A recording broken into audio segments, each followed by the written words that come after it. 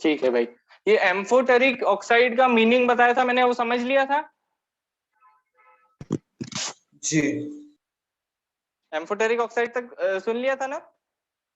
जी सुन लिया था। ठीक है भाई, मैंने क्या बताया, एल्यूमिनियम और जिंक की ऑक्साइड कैसी होती है? एम्फोटेरिक, एम्फो मतलब बोथ, एम्फी मतलब बोथ होता है, तो एसिडिक भी होती है और बेसिक भी होती है। तो एल्यूमिनियम और जिंक कैसी की ऑक्साइड क्या होंगी? Al2O3 एल्यूमिनियम की, और जिंक की ZnO। ऐसा क्यों बोला मैंने? एल्यूमिनियम 3+ होता है और जिंक 2+ होता है, तो इसलिए एल्यूमिनियम की क्या हो जाएगी? Al2O3 और जिंक की ZnO। ये चीज याद आ रही है ना, वैलेंसी वाली चीज जो थी? ठीक है, मैं जा सकता है ना, रिकॉर्डिंग दे दूंगा जो भी। हेलो हाँ राम, देखो आवाज आ रही है ना? हेलो जी आ रही है। चल चलो बहुत बढ़िया। तो एम्फोटेरिक ऑक्साइड का मतलब क्लियर हो गया है? जी क्लियर है। चलो ठीक है, आओ जरा आगे बढ़ते हैं थोड़ा अपन। 41 पेज नंबर पे आ जाओ। उसमें मैं पैराग्राफ पढ़ रहा था वाला, है ना? पैराग्राफ जी जो था बीच वाला, उसकी दूसरी लाइन से पढ़ रहा हूँ मैं। बट सम मेटल, जहां से लिखा है वहां से पढ़ना स्टार्ट कर रहा हूँ। But some metal oxide, such as aluminum oxide, zinc oxide, show both acidic as well as basic behavior. इसको क्या कहेंगे? Such metal oxide which react with both acids as well as bases to produce salt and water are known as amphoteric oxide. देखो उन्होंने नीचे करके दिखाया है, बात दिखी ना? नीचे उन्होंने क्या किया है? करके दिखा दिया वो, कि देखो ये एसिड से भी जी रिएक्ट कर रहा है, बेस से भी रिएक्ट कर जाता है। अच्छा, अब तुम देखो, याद आ रहा होगा मैंने पहले चैप्टर में बहुत एक इंपॉर्टेंट चीज वो वाली नहीं, पहले नहीं, दूसरे चैप्टर में एसिड बेसिस वाले इंपॉर्टेंट चीज थी कि बेसिस के साथ रिएक्ट नहीं करते थे मेटल, क्योंकि भाई ये तो खुद ही बेसिक है ना? बेस बेस के साथ क्यों करेगा? बेस तो एसिड ढूंढेगा न्यूट्रलाइज होने के लिए। तो मेटल ऑक्साइड यूजुअली बेसिक होती है, तो रिएक्ट नहीं करते, पर दो एक्सेप्शन थे इसके। याद आ रहा है? एल्यूमिनियम और जिंक, सोडियम एल्यूमिनेट और सोडियम जिंकेट, ये दोनों याद आए? जी जी हाँ, तो NaOH जो था, है ना, जो कि एक बेस है, उसके साथ रिएक्ट करते थे। जब एल्यूमिनियम रिएक्ट करता था तो सोडियम एल्यूमिनेट बनता था, जिंक करता था तो सोडियम जिंकेट। यही दो ही क्यों थे? क्योंकि ये दो ही अकेले ऐसे थे जो कि एसिडिक और बेसिक दोनों शो कर पाते थे, वरना बाकी सारे किसके साथ रिएक्ट करते थे? वो खुद एसिड के साथ, मतलब वो खुद बेसिक होते थे इसलिए एसिड के साथ रिएक्ट करते थे। ये एसिडिक जी और बेसिक दोनों थे इसलिए दोनों के साथ रिएक्ट कर पाए, और बेस से रिएक्ट करने वाले अकेले थे ये, इसलिए अपन ने क्या बोल दिया? ये एम्फोटेरिक हो गए। बोल, बात समझ में आ गई? जी आ देखो गई। हम नीचे में दो जो एग्जांपल है वो पढ़ के बताता हूँ कि aluminium oxide reacts with the following, है ना, in the following manner with acids and bases. तो Al2O3 जो है HCl के साथ रिएक्ट कर रहा है तो बन रहा है AlCl3। NaOH के साथ कर रहा है तो NaAlO2, सोडियम एल्यूमिनेट जो है। तो ये दोनों ही इंपॉर्टेंट रिएक्शन है। हाँ, ये मतलब दूसरी वाली सब ज्यादा इंपॉर्टेंट है ना? अपन ने वैसे सेकंड चैप्टर में देख चुकी है, अभी नहीं भी याद आ रही तो रिवाइज करेंगे तो हो जाएगा वो, है ना? उसकी मत चिंता करो। तो इसलिए कोई नई चीज नहीं है, बस ये चीज याद रखना कि ये दोनों एम्फोटेरिक ऑक्साइड रहती है। उनने नीचे बस वो दो रिएक्शन इसलिए दिए ताकि प्रूफ कर पाए वो कि देखो इसने एसिड के साथ भी रिएक्ट कर दिया, देखो बेस के साथ भी रिएक्ट कर दिया। ठीक है, आखिरी वाले पैराग्राफ पे आ रहा हूं मैं। Most metal oxide are insoluble in water but some of these dissolve in water to form alkali. Alkali याद है? सेकंड चैप्टर में अल्कली की डेफिनेशन ऐसे लिखी थी एनसीईआरटी ने, अल्कली वो बेसेस होते हैं जो कि पानी में घुल जाते हैं। याद आया? जी एक छोटा सा बॉक्स बना था, उसमें लिखा हुआ था ऐसा, जी जी NaOH अल्कली था, हाँ, और KOH अल्कली था। ये दोनों अल्कली है। Sodium oxide and potassium oxide dissolve in water to form alkali as follows. और भी हो सकते हैं, है ना, पर ये दोनों को मेन मानते हैं। और मैंने ये चीज भी शायद बता दी थी कि अल्कली जैसा एक्चुअल में कुछ नहीं होता। एक्चुअल में कुछ साइंटिस्ट ने बेस को ही अल्कली बोल दिया, कुछ ने बेस को बेस ही बोला, उस तरह से उनने दो नाम पड़ गए एक्चुअली इसके। इतना कुछ उसका सिग्निफिकेंस है नहीं अल्कली और बेस का। ठीक है, समझ में आ गया? जी चलो ठीक है। और जरा अभी शायद तुम लोग को वो इतना यूज नहीं दिख रहा होगा कि भाई यहाँ पे रिएक्टिविटी सीरीज का क्या काम है। अभी ये सेकंड वाला जो पार्ट है ना कि what happens when metal react with water, उसमें बहुत काम आएगा अभी। ठीक है, अभी देखो ऑक्साइड में भी अभी थोड़ा काम आएगा इसका। 41 पेज नंबर हो गया ना, 42 पेज नंबर पे आओ जरा। जी आ गए। अगर स्टार्ट करूं? हाँ, इसका स्क्रीनशॉट भी ले लो मतलब।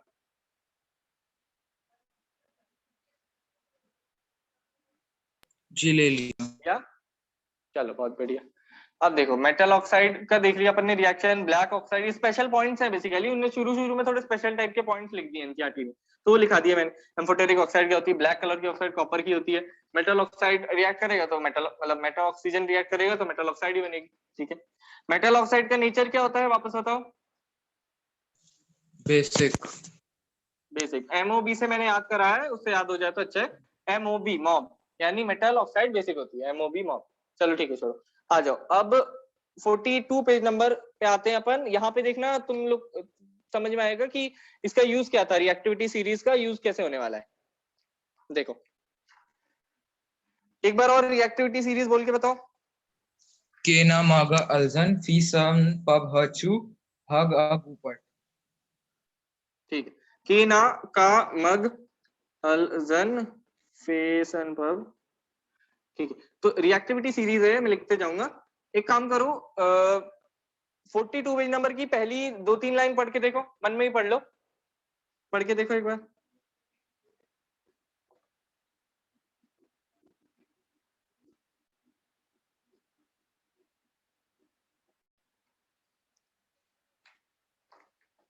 पढ़ा राम? जी। यहाँ पे क्या बताना चाह रहे हैं वो, कि ऑक्सीजन हर एक मेटल के साथ रिएक्ट नहीं करती सेम रेट से। अच्छा, अब रिएक्टिविटी सीरीज का मतलब क्या है ये थोड़ा समझते हैं अपन। रिएक्टिविटी सीरीज असल में बताती क्या है, अपन ने डिस्प्लेसमेंट रिएक्शन के टाइम पे पढ़ा था पहले चैप्टर में रिएक्टिविटी सीरीज, याद आ रहा है? जी।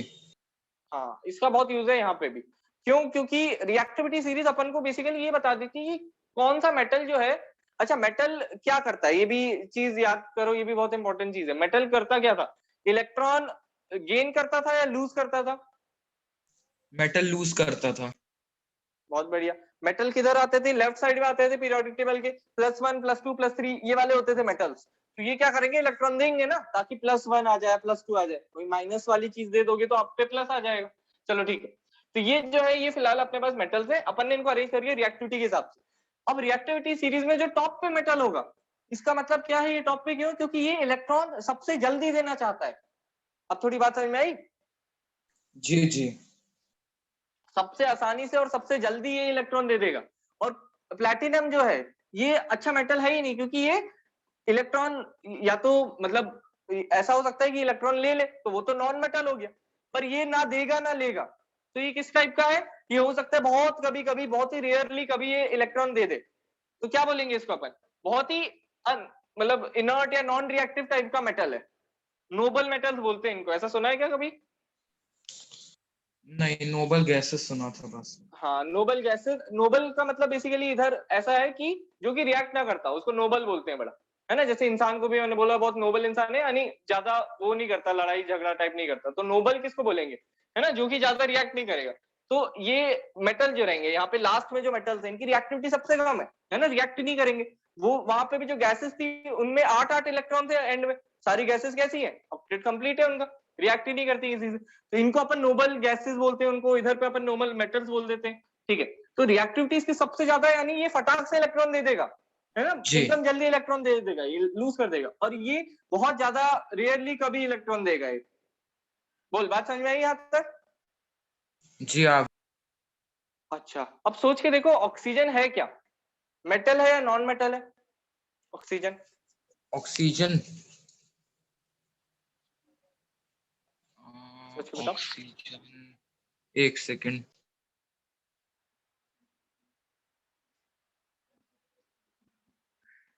देख लो, बुक में भी देख सकते हो कहीं देखना हो तो, पर ट्राई करो खुद से ही नॉन आंसर बोलो, मेटल। कहीं से भी बुक से भी देख के। हाँ बहुत नॉन। बढ़िया, नॉन मेटल है।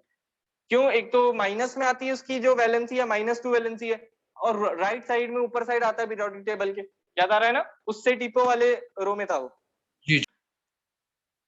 चलो ठीक है, तो ऑक्सीजन क्या है अपना, नॉन मेटल है। ये क्या है, मेटल है। मेटल क्या करेगा, इलेक्ट्रॉन लूज करेगा। ऑक्सीजन क्या करेगा, इलेक्ट्रॉन ले लेगा, गेन करेगा, नॉन मेटल है ना वो तो अब मेरे जी को सोच के बताओ, सबसे ज्यादा रिएक्शन कौन करेगा ऑक्सीजन से, ये जो टॉप पे है। जी। बोल, बात समझ में आई? हाँ, जी ये आ बहुत गए। इंपॉर्टेंट चीज है। हाँ, इससे अब पूरी सॉल्व हो जाएगी, बाकी की जितनी भी चीजें बहुत आराम से समझ में आ जाएंगी। ऑक्सीजन इनसे सबसे ज्यादा रिएक्ट करेगा, क्योंकि फटाफट इलेक्ट्रॉन दे देंगे उसको, और वो भी भूखा इलेक्ट्रॉन के लिए, तो इनसे बहुत ज्यादा रिएक्ट करेगा। इससे यहाँ पे नीचे आते आते रिएक्शन कम होती जाएगी। बोल भाई, बात जी। क्लियर हो गई? जी क्लियर है। चलो ठीक है, तो अब एनसीईआरटी की भाषा में मैं लिखते जाऊंगा कि किस तरह से एनसीईआरटी ने डिस्क्राइब किया ऑक्सीजन कैसे रिएक्ट करता है। और एनसीईआरटी बोलती है कि के और Na है ना, यानी सोडियम और पोटेशियम से मतलब क्या जो ऑक्सीजन है वो कैसे रिएक्ट करता है, विगरसली। विगरसली का मतलब समझ जाए, वायलेंटली। हाँ बहुत बढ़िया। विगरसली यानी वायलेंटली, बहुत बुरी तरह से, भयंकर तरह से रिएक्शन होती है ना, आग भी लग सकती है लैब में, इतनी ज्यादा भयंकर रिएक्शन होती है। तो क्या करें अपन, ऐसा हो सकता है कि भाई इतनी ज्यादा विगरसली रिएक्ट कर रहे हैं, इतनी ज्यादा तेज रिएक्शन कर रहे हैं सोडियम और पोटेशियम जो है इससे ऑक्सीजन से, तो इनको क्या कर देते हैं। अब देखो ऑक्सीजन को तो कट नहीं कर सकते ना, सांस कैसे लेंगे अपन लैब के अंदर, ऐसा थोड़ी ना कर सकते कि ऑक्सीजन ही नहीं आ सकती लैब के अंदर, है ना। इससे अच्छा क्या करो कि सोडियम और पोटेशियम को कहीं रख दो, इस तरह से रख दो कि ऑक्सीजन ना पहुंच पाए। ऐसे किस तरह से रखते हैं अपन, उनको केरोसिन ऑयल जो रहता है ना उसके अंदर डुबा के रख देते हैं। तो अब ऑयल ने क्या किया, ऑक्सीजन की सप्लाई कट कर दिया। ऐसा कभी शायद पहले भी पढ़ा है क्या पिछली क्लास में?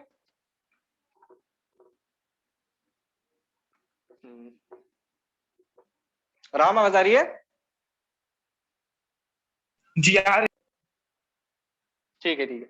तो देखो मैंने क्या बताया, सोडियम और पोटेशियम जो है, शायद कभी पिछली क्लास में ऐसा पढ़ रहा हूँ कि सोडियम और पोटेशियम जो है विगरसली रिएक्ट करते हैं किससे, ऑक्सीजन के साथ। अभी क्या पढ़ रहे हैं अपन, रिएक्शन विद ऑक्सीजन। तो ऑक्सीजन के साथ रिएक्शन कैसे करते हैं, विगरसली रिएक्शन करते हैं। कौन, सोडियम और पोटेशियम। तो इसके कारण क्या होता है, उनको अपन को अच्छे से स्टोर करके रखना पड़ता है, ऑक्सीजन के कांटेक्ट में ना आ जाए। तो उनको तेल में डुबा के रख देते हैं, उससे ऑक्सीजन से सप्लाई कट हो जाएगी। बोलो यहाँ तक क्लियर है ना, कोई डाउट तो नहीं है? क्लियर है।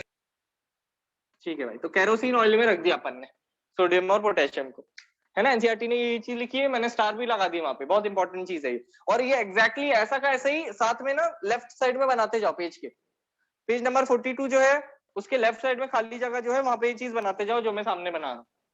जी ठीक है, अभी के भी करते जाओ। ये देखो मैंने यहाँ पे ऐसी कैसी बनाया हुआ है ऊपर, जी। दिख रहा है ना? वीडियो क्लियर है ना फिलहाल मेरा, अभी तो कोई प्रॉब्लम नहीं लग रही? नहीं, अभी कोई प्रॉब्लम नहीं है। बहुत बढ़िया। ठीक है, तो एनसीईआरटी जैसा लिख रही है मैं वैसे ही उसको शॉर्ट में बता रहा हूँ। देखो अभी इससे बहुत ज्यादा क्लियर हो जाएंगी चीजें, पीरियड उससे अपन ने रिएक्टिविटी सीरीज से समझेंगे, क्योंकि बाकी हो सकता है बच्चे क्या करते हो कि रटते रहेंगे। सोचो ना, अगर तुम्हें रिएक्टिविटी सीरीज के बारे में पता ही नहीं होता तो रटोगे कि पोटेशियम सोडियम कैसे रिएक्ट करेगा, फिर ये कैसे करेगा, ये कैसे करेगा, बहुत बिखरा सा हो जाएगा।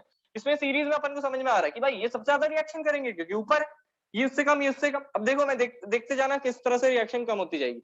देखो फिर अगला, एनसीईआरटी ने कैल्शियम के बारे में कुछ नहीं लिखा है, मैग्नीशियम, एल्यूमिनियम और जिंक के बारे में ऐसी लाइन लिखी उन्होंने कि वो thin oxidation layer, oxidative layer जो रहेगी उनकी उससे कवर हो जाएंगी। क्या मतलब है मैं अभी समझाता हूँ। बोलो यहाँ तक लिखा ना पहले? जी लिख लिया। ठीक है, यहाँ तक लिख लिया। अब आगे देखते हैं। कैल्शियम के बारे में एनसीईआरटी ने कुछ नहीं लिखा है, उसको अपन को जानने की जरूरत नहीं है। उसके बाद मैग्नीशियम, एल्यूमिनियम और जिंक। अच्छा ये चीज बताओ मेरे को पहले कि मैग्नीशियम, एल्यूमिनियम और जिंक जो रहेगा वो ऑक्सीजन से ज्यादा रिएक्ट करेगा या कम रिएक्ट करेगा as compare to sodium potassium? कम। बहुत बढ़िया।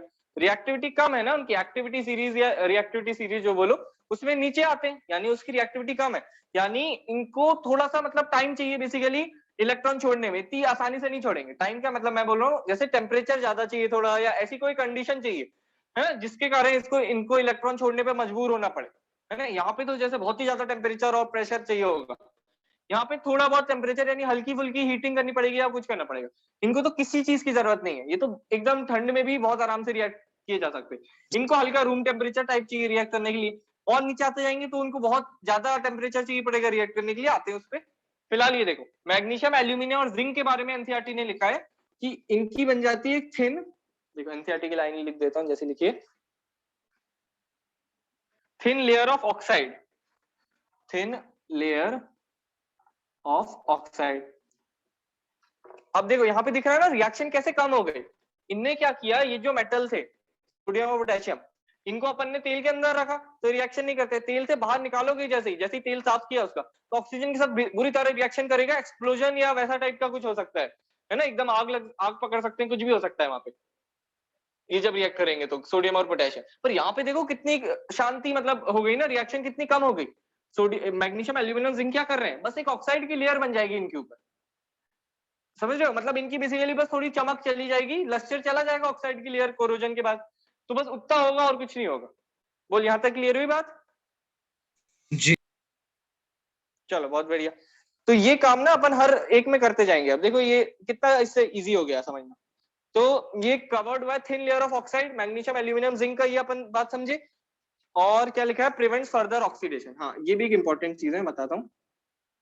Prevents further oxidation. क्या होता है जब भी कोरोजन होता है ना, जैसे मान लो लोहा जो है उसमें जंग लगना चालू होती है, तो पूरा लोहा ही जो है वो उस पर जंग लग जाती है। बात ये नोट की है क्या? जी। पर एल्यूमिनियम या इन चीजों में पता है क्या होता है, एल्यूमिनियम पे बस ऊपर ऊपर से वो लगते हैं। जैसे तांबे में भी नोटिस किया होगा, तांबे का कोई बर्तन होता है तो उसमें ऊपर ऊपर से थोड़ा काला हो जाता है।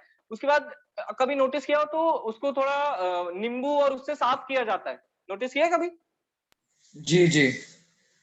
हाँ, उससे साफ क्यों करते हैं? उसकी क्योंकि बस ऊपर की लेयर हटा दी अपन ने, है ना। उससे हल्का सा मेटल भी चला गया, ठीक है, ऊपर की लेयर में जो मेटल था वो भी थोड़ा सा साफ हो जाता है, इसलिए पतला भी हो जाता है फिर उसके बाद थोड़ा।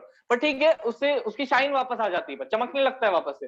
तो इसलिए लोहे में ऐसा नहीं होता कि ऊपर से बस एक ऑक्साइड की लेयर बन गई, ये पूरा ही सड़ जाता है लोहा। पर मैग्नीशियम, एल्यूमिनियम, जिंक और कॉपर में भी ऐसा होगा, अभी देखेंगे अपन, कि एक ऊपर से एक थिन लेयर बन गई ऑक्साइड की, बस बस वहां पे खत्म हो गई रस्टिंग। उसके बाद आगे जो रस्टिंग या कोरोजन बोलो, आगे होता ही नहीं है वो। बोल, बात समझ में आ गई? जी। ठीक है, उसके आगे, ठीक है उसके आगे बढ़ते जाते हैं। उसके बाद आयरन के बारे में क्या लिखा है वो देखते हैं। यहाँ तक अपन समझ गए ना कैसे रिएक्ट कर रहे हैं सब लोग। अब आयरन के बारे में देखते हैं, यहाँ तक कोई डाउट तो नहीं है? नहीं, कोई डाउट नहीं। बहुत बढ़िया।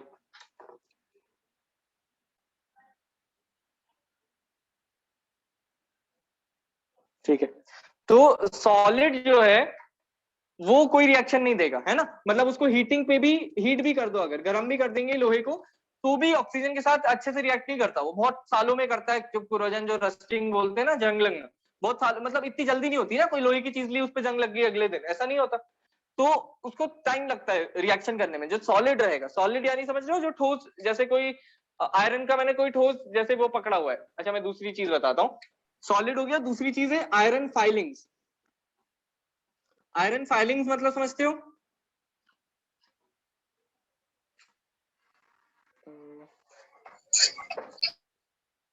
आयरन फाइलिंग्स कभी सुना है क्या? नहीं। चलो एक सेकंड रुको, मैं तुम्हें दिखाई देता हूँ। एक बड़ी अच्छी शायद उसकी इमेज देखी है मैंने। एक बार पेज 227 पे आओ, इस पेज को पकड़ के रखना। हाँ 227 पे आ जाओ बस। पहुंचे?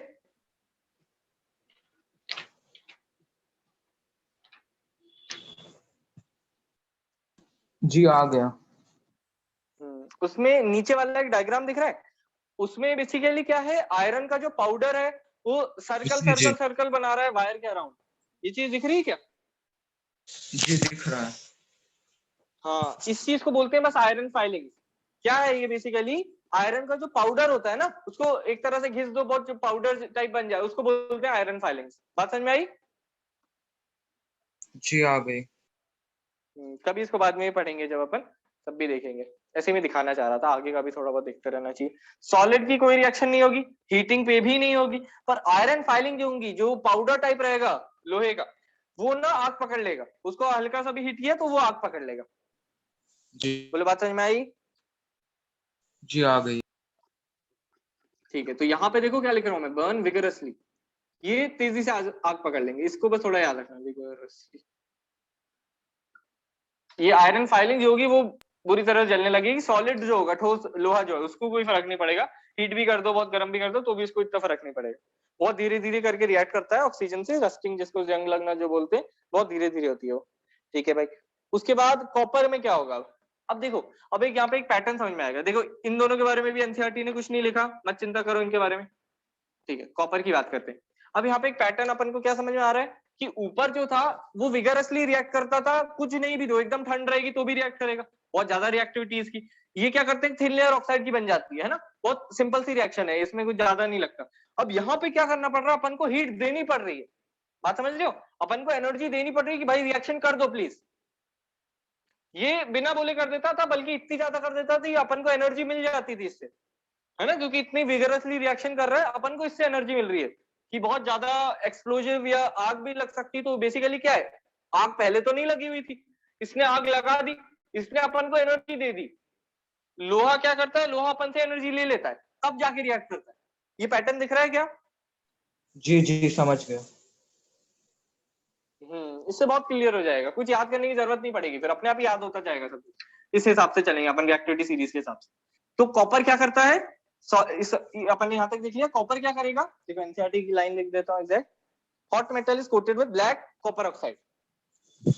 हॉट मेटल, हॉट क्यों जरूरी है, क्योंकि भाई यहाँ पे देखो ना, यहाँ पे कोल्ड में भी रिएक्ट कर लेता था, अभी इसकी रिएक्टिविटी इतनी कम हो चुकी है कि अपन को इसको टेम्परेचर देना पड़ेगा, थोड़ी हीट देनी पड़ेगी, तब जाके रिएक्ट करेगा। जी बोलो बात समझ में आ रही है ना ये? जी। चलो ठीक है। Forms copper oxide. अच्छा, कॉपर ऑक्साइड का कलर बताओ मेरे को, कॉपर ऑक्साइड का कलर क्या था? ब्लैक। बहुत बढ़िया, इस चीज को अच्छे से याद रखना, 2-3 क्वेश्चन आए हुए हैं इस पे पिछले साल में। ब्लैक कलर की होती है कॉपर ऑक्साइड। बहुत ही बढ़िया, ठीक है। और इसके आगे देखो क्या लिखा है, जो सिल्वर गोल्ड, ठीक है। तो वो जो भी है, बाकी के जितने भी दिख रहे हैं, ये सारे रिएक्ट करेंगे ही नहीं ऑक्सीजन से, ठीक है। जी समझ गया। Do not react with O2। और देखो इसके आगे क्या लिख रहा हूं मैं, do not react with O2 even at high temperature. ये बात समझ में आई ना? क्योंकि भाई ये ऐसे तो ये भी रिएक्ट नहीं कर रहा था, पर टेम्परेचर बढ़ाया, हॉट मेटल था इसलिए उसने रिएक्ट कर लिया। ऐसे तो ये भी नहीं कर रहा था, पर मैंने देखो उसको आग लगाएगी लगाऊंगा तो ये जलने लगेगा। बोल बात समझ में आ गई? जी बोर्ड क्लियर दिख रहा है अगर तो एक स्क्रीनशॉट भी ले लो। जी क्लियर है, ले लिया। ले लिया, चलो। ये बहुत इंपॉर्टेंट चीज थी रिएक्शन विद O2, अपन ने सबकी समझ ली। देखो एक सिंपल सी चीज थी रिएक्टिविटी सीरीज, उससे सब समझ में आ गया अपन को, ये विगरसली कर रहे हैं ये, वरना बहुत रैंडम सा रहता हो कि भाई ये वाले मेटल ऐसे करता है, ये वाला ऐसे ही। अपन को एक ऑर्डर में समझ में आ गया ना, ये अब ज्यादा कर रहे हैं कम कर रहे हैं। चलो बहुत बढ़िया, ठीक है। अब रीड कर लेते हैं थोड़ा, 42 पेज नंबर पे आ जाओ। जी आ। चलो रिएक्टिविटी फिर विद वाटर कल से ही करेंगे, इसको बस 2-3 पैराग्राफ है, इसको रीड कर लेते हैं। अच्छा, स्क्रीनशॉट ले लिया था ना? जी ले लिया। चलो बढ़िया, आ जाओ, शुरू से रीड कर रहा हूं मैं। We have observed in activity 3.9, एक मिनट क्या था इसमें, ठीक है छोड़ो, मैं काम की नहीं है। We have observed in activity 3.9 that all metal do not react with oxygen at the same rate. ये बात अपन पहले देख चुके हैं। अब देखो मैं पहले बता देता हूँ एक्चुअली एनसीईआरटी चल कैसे रही है। मैंने बेसिकली क्या किया, तुम लोग को रिएक्टिविटी सीरीज बहुत पहले से ही बता दी, तो तुम लोग को ये चीज बहुत आराम से समझ में आ गई, ये ऑक्सीजन वाली समझ में आई ना अच्छे से? जी आ गई। हाँ, पर एनसीईआरटी ने ऐसा नहीं किया। एनसीईआरटी क्या कर रही है, ऐसे सस्पेंस की तरह लेके चल रही है उसको, कि देखो ऑक्सीजन के साथ मैंने रिएक्ट करके देखा तो कुछ मेटल ज्यादा करते हैं कुछ कम करते हैं। अभी पानी में भी ऐसे ही बोलेगी बाद में कि वाटर के साथ भी देखो कुछ मेटल ज्यादा रिएक्ट कर रहे हैं कुछ कम कर रहे हैं। फिर आगे जाके मेटल को मेटल के साथ रिएक्ट कराएगी, तब वो बोलेगी कि देखो कुछ मेटल एक मेटल को डिस्प्लेस कर देते हैं और कुछ मेटल डिस्प्लेस नहीं कर पाते। और फिर आखिरी में जाके बोलेगी कि देखो एक्चुअल में ऐसी रिएक्टिविटी सीरीज होती है। बात समझ में आई ना? जी आ गई। हाँ, तो एनसीईआरटी इस तरह रही है। तो मैंने शुरू में ही तुम लोग को रिएक्टिविटी सीरीज अच्छे से बता दी, आखिरी तक अपन को कोई डाउट ही नहीं निकलेगा, इसलिए बहुत ही बढ़िया। आ जाओ, अब मैं वो पैराग्राफ पढ़ रहा था, आता हूँ वापस। चलो, we have observed in activity 3.9 that all metal do not react with oxygen at the same rate. Different metals show different reactivity towards oxygen. Metals such as potassium and sodium react so vigorously that they catch fire if they kept in open. अब ये बात अपन को समझ में आ गई कि oxygen के साथ रिएक्ट करने पे सबसे ज्यादा रिएक्शन कौन देगा, बताओ मेरे को? पोटेशियम और सोडियम। पोटेशियम और सोडियम, हाँ इन दोनों की बात की है स्पेसिफिकली, यही दोनों ऊपर आते हैं, तो ये रिएक्ट करते हैं विगरसली, इसलिए इनको किस में रखना पड़ता है? केरोसिन। केरोसिन के तेल में रख देते हैं, बहुत बढ़िया। तो खुले में रख देंगे तो आग पकड़ लेंगे। उसके बाद hence to protect them and to prevent accidental fires they are kept immersed in kerosene oil. उसके आगे at ordinary temperature the surfaces of metals such as magnesium, aluminum, zinc, lead etc are covered with a thin layer of oxide. ठीक है, ये बात भी clear हो गई ना? किस किस में लिखा है, अपन ने उसको ब्रैकेट लगा दिया था, है ना, लेड और एक एक्स्ट्रा लिख दिया, ठीक है। तो इन सब में क्या हो जाएगा, ऑक्साइड की लेयर बन जाती है एक थिन। ऐसा ही उसको लिखा नहीं है तो इसलिए जरूरत नहीं है जानने की, तो कॉपर में भी ऐसे ही कुछ हो जाता है, ठीक है। The protective oxide layer prevents the metal from further oxidation. Further का मतलब समझ में आ रहा है ना, क्योंकि जैसे लोहा होता है उसमें जंग लगना चालू होती है तो पूरे लोहे पे ही लग जाती है, पूरा लोही वैसा बिखरने सा लगता है हाथ छूने पे ही। पर कोई एल्यूमिनियम का जैसे कोई बर्तन है उसमें ऐसा नहीं होगा, उसमें बस ऊपर ऊपर थोड़ी कोटिंग सी बन जाएगी ऑक्सीजन की, और कभी जैसे स्क्रब से घिसोगे ना तो वो कोटिंग भी निकलती है हल्की हल्की, कभी नोटिस किया? हाँ, जैसे कोई एल्यूमिनियम के बर्तन को कभी ट्राई करना, जैसे कोई कढ़ाई या कुछ हो तो उस पे लग जाता है कुछ, तो उसको स्क्रब से घिसना पड़ता है लोहे के, उसके बाद वो हल्का सा चमकने भी लगता है क्योंकि उसकी ऑक्साइड की लेयर भी आपने हटा दी। बोल, बात समझ में आई ना? जी बोल बोल राम। हाँ बढ़िया। तो मैग्नीशियम, एल्यूमिनियम और जिंक जो है इन तीनों में ऐसा होता है, लेड भी है, ठीक है। उसके आगे are covered with a thin layer of oxide. The protective oxide layer prevents the metal from further oxidation, है ना। आयरन जैसा नहीं होगा इसमें, लोहा जैसे नहीं होगा कि पूरे में जंग लग गई। Iron does not burn on, एक सेकेंड, हाँ, iron does not burn on heating but iron filings burn vigorously when sprinkled in the flame of burner। यानी अब आयरन जो है, लोहा जो होगा ठोस कोई लोहे का ऑब्जेक्ट होगा तो वो बर्न नहीं करेगा, पर आयरन फाइलिंग जो होंगी यानी पाउडर जो होगा बेसिकली उसका, वो जल जाएगा। उसके आगे copper does not burn but the hot metal is coated with black coloured layer of copper two oxide. यानी कॉपर जो है वो खुद नहीं जलेगा, पर जो गर्म कॉपर रहेगा उसके ऊपर एक ब्लैक कलर की लेयर आ जाएगी कॉपर ऑक्साइड की। देखो वापस इन्हें यहाँ पे लिख दिया कि ब्लैक कलर का होता है कॉपर ऑक्साइड। उसके आगे silver and gold do not react, अपन ने देख लिया, आखिरी के चारों ही जो है रिएक्ट नहीं करते इवन एट हाई टेम्परेचर। यहाँ तक कोई डाउट तो नहीं है? नहीं, कोई डाउट नहीं। ठीक है। अब एक चीज लिखी है डिड्यूनो में, एनोडाइजिंग, ये एक्चुअली इंपॉर्टेंट है, इस पे एक सवाल आया है बोर्ड में, पर इस पे अपन एकदम इन डेप्थ नहीं पढ़ सकते क्योंकि थोड़ा टॉपिक जो है हल्का सा इलेक्ट्रोलिसिस की तरफ जा रहा है, जो कि शायद 9th या शायद 12th में भी आए। 10th में ऐसे कोई टॉपिक है नहीं इतना ज्यादा, तो डिटेल में जाने का मतलब नहीं है इसमें। इसमें बस मैं एक लाइन अंडरलाइन कराऊंगा, उसको बस थोड़ा याद रखना। पहले थोड़ा समझते हैं इसको। एनोड और कैथोड करके कुछ याद आ रहा है क्या, कभी पढ़ा होगा? जी, सेकंड चैप्टर में ही पढ़ा था। अच्छा हाँ, थोड़ा बहुत देखा था अपन ने, चलो ठीक है। एक्चुअली इसके ऊपर एक पूरा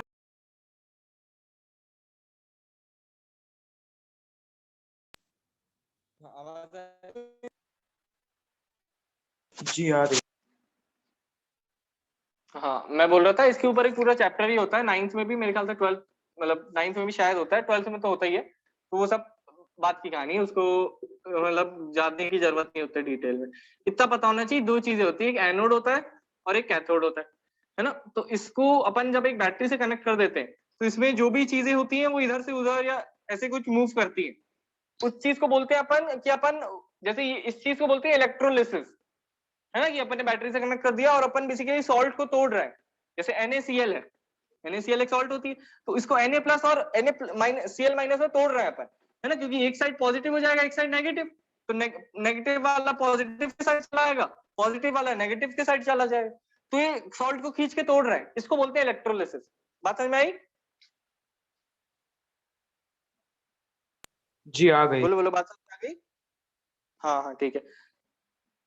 तो इसमें क्या होता है, इलेक्ट्रोलिसिस में एक प्लेटिंग भी होती है, इलेक्ट्रोप्लेटिंग बोलते हैं उसको। इलेक्ट्रोप्लेटिंग में क्या होता है कि यहाँ पे किसी भी एक साइड का जो मेटल होता है, अब ये प्रोसेस कैसे होती है इसको समझने के लिए बाद में अपन पढ़ लेंगे, 12th में आएगा वो सब। तो ये जो वो है, कोई भी एक साइड है जैसे, उसमें क्या होगा, जो भी मेटल होगा वो दूसरे साइड पे जाके चिपक जाएगा। इलेक्ट्रोलिसिस से ही किया जाता है काम, इसको बोलते हैं इलेक्ट्रोप्लेटिंग। क्या किया अपन ने, इस वाली चीज को, है ना, कोई मेरे पास कोई चीज है, उसको मैंने इस वाले मेटल से कोट कर दिया। बात समझ में आई ना, ये मेटल उसके ऊपर जाके चिपक गया। बोल, थोड़ी बात समझ में आ गई? जी आ गई। हाँ, अब इसकी डिटेल में जाने की जरूरत नहीं है ना, अपन बस डिड्यूनो पढ़ लेते हैं और एक लाइन में डल कर क्वेश्चन आया था बस। तो डिड्यूनो पढ़ा मैं। एनोडाइजिंग, हाँ, इस प्रोसेस को एनोडाइजिंग बोलते हैं। ये काम एल्यूमिनियम के साथ किया जाता है, इसको एनोडाइजिंग बोलते हैं, इतना याद रखना बस। चलो आ जाओ। Anodising is the process of forming a thick layer of thick oxide layer of aluminium. Hello, आवाज आ रही है? जी आ रही। कट रही शायद मेरी बीच में। तो देखो, मैं क्या बोल रहा हूँ कि ऐसा करते क्यों है। अब एक चीज याद आ रही होगी कि मैग्नीशियम, एल्यूमिनियम और जिंक, इन तीनों में क्या होता था, एक ऑक्साइड की लेयर बन जाती थी जिससे आगे करोजन नहीं होता था। ये चीज याद आ गई। इसलिए अपन ना इस चीज को अब यूज कर रहे हैं। क्या कर रहे हैं अपन, ऑक्साइड की लेयर चढ़ा देते। अपन को ये बात समझ में आई ना कि भाई कोई भी जैसे मैग्नीशियम, एल्यूमिनियम और जिंक है, इनमें जो ऑक्साइड की लेयर बनती है इसके बाद आगे कोरोजन होता ही नहीं। पर आयरन में ऐसा नहीं होता। आयरन में तो करोड़ होते जाता है, पूरा रस्टिंग होती जाती, जंग लगती जाती। तो अपन क्या कर देते हैं कि आयरन की कोई चीज लेते हैं, उसको ऊपर से एल्यूमिनियम से कोट कर देते हैं, एल्यूमिनियम के ऑक्साइड से। तो अब अंदर कोरोजन होगा ही नहीं। बोल बात समझ में आ गई। जी आ गई। हाँ, तो ये काम ढंग से कैसे किया जा सकता है, इस तरह से, है ना, इलेक्ट्रिसिटी की मदद से। इस पूरे का पूरा जो मेटल रहेगा ये धीरे धीरे आके पूरी चीज के ऊपर चिपक जाएगा। तो ये बेसिकली इलेक्ट्रोप्लेटिंग बोलते हैं, क्योंकि इसके ऊपर एक प्लेट टाइप बन जाएगी उस मेटल की, है ना, इस वाले मेटल की इसके ऊपर बन जाएगी। जैसे यहाँ पे मैंने एल्यूमिनियम ले लिया और ये कोई आयरन की चीज थी। आयरन जो होता है बहुत ठोस होता है, तो इसलिए अपन को वो चीज चाहिए कि भाई जो भी चीज है वो ठोस हो थोड़ी, और ऊपर से वो जंग ना लग जाए उस पर, है ना। तो वो अंदर से बहुत सख्त रहेगी, पर ऊपर से किससे कवर कर दिया, एल्यूमिनियम से, तो अब उस पर जंग भी नहीं लगेगी। बोलो, बात क्लियर हो गई। जी क्लियर है। ठीक है, इंपॉर्टेंट चीज है, इसको याद रखना। उसके आगे, aluminium develops a thin oxide layer when exposed to air. ये बात तो पता है अपन को कि मैग्नीशियम, एल्यूमिनियम, जिंक की तीनों में क्या होता था, थिन ऑक्साइड की लेयर बन जाती थी। इसको आज ही सोने के पहले रिवाइज जरूर कर लेना, ठीक है, बहुत इंपॉर्टेंट है, उड़ जाएगा वरना दिमाग से। जी आ जाओ फिर, aluminium develops a thin oxide layer when exposed to air. This aluminium oxide coat makes it resistant to further corrosion. इस चीज को अपन ने यूज किया। फिर the resistance can be improve further by making the oxide layer thicker. हाँ, तो वही बात है कि जितनी मोटी लेयर होगी ऑक्साइड की, उससे ही कोरोजन प्रिवेंट हो पाएगा। फिर ड्यूरिंग एनोडाइजिंग, हाँ ये वाली लाइन को अंडरलाइन कर लो, इस लाइन को अच्छे से अंडरलाइन कर लो। During anodising a clean aluminium article is made the anode and is electrolysed with dilute sulphuric acid. ये चीज बस पूछते कि एनोडाइजिंग में एनोड कौन होता है ना, और कैथोड कौन होता है। इस तरह से कभी क्वेश्चन आ सकता है। तो कैथोड तो जिस भी चीज को आपको वो करना है वो कैथोड हो जाएगा, है ना। अभी डायग्राम पे मत जाओ, उल्टा भी हो सकता है, इसमें मत ध्यान दो। पर इतना याद रखना कि एनोड क्या होगा, एल्यूमिनियम एनोड होगा। याद भी रख सकते हो, A for aluminium, A for anode, ठीक है, याद रहेगा। जी डिटेल की जरूरत नहीं है, डिटेल आगे की क्लास में आ जाएंगे कि एल्यूमिनियम जो है उसको एनोड लेते हैं, और सॉल्यूशन किसका लेते हैं, है ना, इसको बोलते हैं इलेक्ट्रोलाइट। सुना है क्या कभी इलेक्ट्रोलाइट जो सॉल्यूशन रहता है। जी, ये सब आपने पढ़ाया तो सेकंड चैप्टर में। हाँ, थोड़ा बहुत बताया होगा, ठीक है। तो इलेक्ट्रोलाइट बोलते हैं इसको, जो भी सॉल्यूशन में रखते हैं इसको। तो इलेक्ट्रोलाइट यहाँ पे क्या है, डाइल्यूट H2SO4, है ना, डाइल्यूट सल्फ्यूरिक एसिड। और एनोड यहाँ पे क्या है, ऊपर लिखा हूँ, डायग्राम पे मत जाना, हो प्लस माइनस गलत भी हो सकता है। एनोड है अपना एल्यूमिनियम जो था। चलो, बहुत बढ़िया। तो उसके आगे, during anodising a clean aluminium article is made the anode. इस चीज को याद रखना। और इलेक्ट्रोलाइसिस किस में होता है, डाइल्यूट सल्फ्यूरिक एसिड, ठीक है। उसके आगे, ऑक्सीजन गैस इवॉल्व होती है एनोड पे,